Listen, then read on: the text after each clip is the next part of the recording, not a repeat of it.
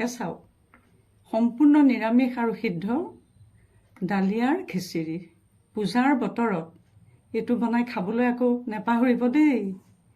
বহুত সোৱাদ হয় আৰু সম্পূৰ্ণ নিৰামিষ হয়, সকলোৱে খাব পাৰে।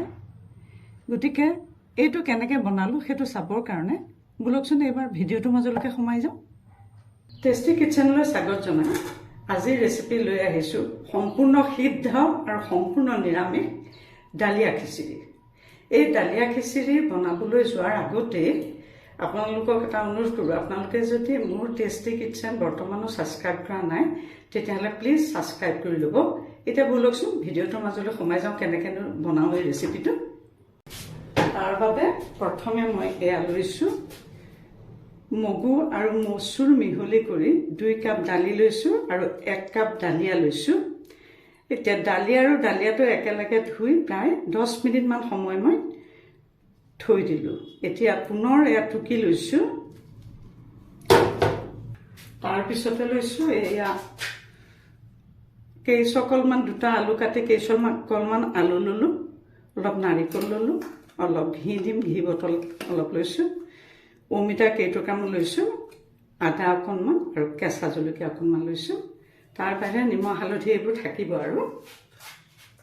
এতিয়া এইটো চাওঁ, এটা কুকাৰ পাতি দিছোঁ, এইটো দি পেলাই সম্পূৰ্ণ এইটো সিদ্ধ আৰু নিৰামিষ। এতিয়া এয়া ডালিয়া আৰু দালিৰ মিশ্ৰণটো ইয়াতে দি দিলোঁ। ইয়াতে এয়া আলু কিছুকল পেলাই দিলোঁ। এইটো অপশ্যনেল হয়, আলু নোখোৱাসকলে আলু নিদিব। আৰু এয়া অমিতা দিলোঁ, এইটো অপশ্যনেল হয়, ভাল পোৱাসকলে দিব, ভাল নাপালে নিদিব।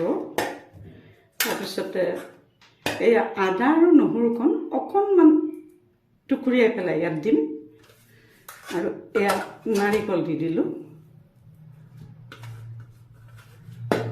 নাৰিকলখিনি দিলোঁ। ইয়াতে দালি ধুই পেলাই যে আকৌ তিয়াই থৈছিলোঁ সেই পানীখিনি পেলাই দিয়া নাই, সেই পানীখিনি মই ইয়াতে দি দিছোঁ। এয়া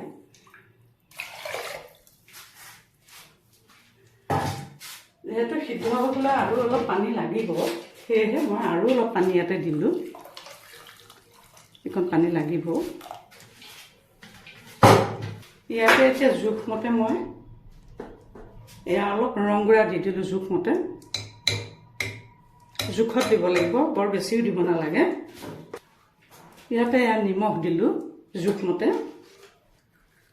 ইয়াতে অলপমান এয়া ঘি ঢালি দিলোঁ, প্ৰায় 2 চামুচমান মনৰ আন্দাজত দিছোঁ, এয়া ঘি ঢালি দিলোঁ।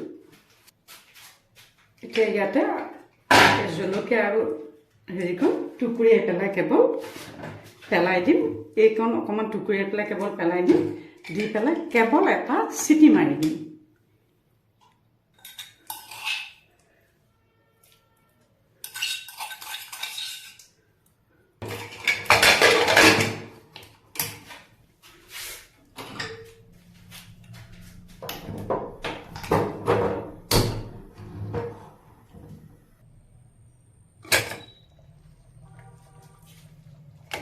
ইতিমধ্যে এয়া চাওঁ, এয়া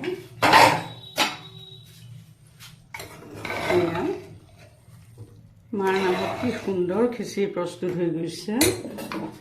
এয়া অলপ মানে ইয়াতে কাঢ়ি দেখুৱালোঁ, এয়া চাওক কি সুন্দৰ খিচিৰি, ডালিয়াৰ খিচিৰি, সম্পূৰ্ণ নিৰামিষ আৰু সিদ্ধ, সকলোৱে খাব পাৰে, ৰোগী নিৰোগী, নিৰামিষভোজী, আমিষভোজী সকলোৱে এয়া খিচিৰি খাব পাৰে। পূজাত যিহেতু আমি খিচিৰি প্ৰসাদ ব্যৱহাৰ কৰোঁৱেই, গতিকে আপোনালোকে এই খিচিৰি প্ৰসাদটো পূজাত বনাই খাবচোন, মনটো বহুত ভাল লাগিব, বহুত ভাল লাগিব। এয়া তেতিয়াহ'লে আৰু এটি নতুন ৰেচিপি লৈ অহাৰ প্ৰতিশ্ৰুতিৰে আজিলৈ ইমানতে সামৰিছোঁ।